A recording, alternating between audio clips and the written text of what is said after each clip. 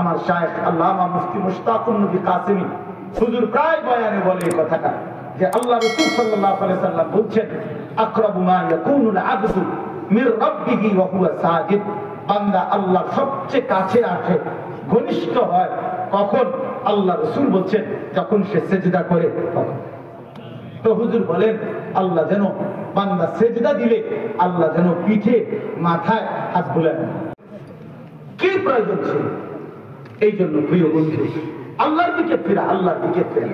আল্লাহ তাআলা এই সূরা থেকে বলছেন বন্ধু, সর্বশেষ নবীকে বলছেন ফাইজা ফারাগতা ফানসাব ওয়া ইলা রাব্বিকা ফারগাব। বন্ধু আপনাকে বলছি সারা দিন আপনি যত মেহনত করেন দ্বীনের সব যখন শেষ করবেন আপনার মূল ডিউটি রাত গভীরে আপনি আমি আল্লাহর দিকে ফিরবেন, অন্ধকারের সিজদা দিবেন, তাহাজ্জুদের সিজদা দিবেন। আমি আল্লাহ আপনার সমস্ত ক্লান্তি আমি আল্লাহই মুছে আপনারে আদর করে দেব। সুবহানাল্লাহ। এই জন্য প্রিয় ভাই তুমি যদি আল্লাহর দিকে ফিরে আসো, সিজদা দাও, আল্লাহ আদর করবে।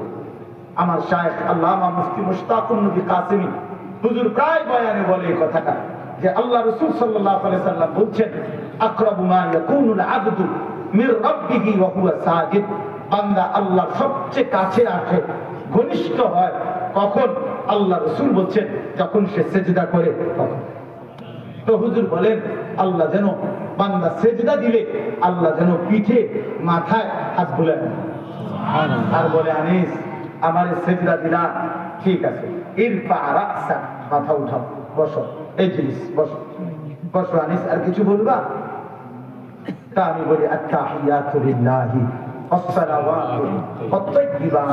তা আল্লাহ তাআলা বলে মাশাআল্লাহ আমার প্রশংসা করছো, খুশি হইলাম, আর কিছু বলবা? তো এবার বান্দা বলে আল্লাহুম্মা সাল্লি আলা মুহাম্মদ ওয়া আলা আলি মুহাম্মদ। তা আল্লাহ বলে আমার রাসূলের দুরূদ পড়লা, খুশি হলাম, বন্ধুর দুরূদও পড়লা, আর কিছু বলবা? তো এইবার বান্দা বলে মাওলা আমি সেই প্রথম নিয়ত বাইরা আপনার কাছে যাইতে চাইছিলাম, যেতে যেতে সিজদা দিয়ে আপনার ঘনিষ্ঠ হলাম, এখন আপনার প্রশংসাও করলাম, আপনার রাসূলের দুরূদও পড়লাম। এই সব কিছুর মূলে আমার একটা বড় টার্গেট হলো এখন যেটা বলতেছি মাওলা সেইটা, এটা আমার মূল টার্গেট। আল্লাহুম্মা ইন্নী যালামতু নাফসি যুলমান কাসীরা। মাওলা আমি বড় বেশি গুনাহগার, আমি নাফরমান বান্দা, আমার জীবনে পাপ বেশি মাওলা, আর আমি জানি আপনি ছাড়া আমার মাফ করার কেউ নাই, এজন্য আপনার কাছে আসছি, আপনি আমারে মাফ করে দেন। ফাগফিরলি মাগফিরাতাম মিন ইনদিক, আপনি আমারে দয়া করে মাফ করে দেন।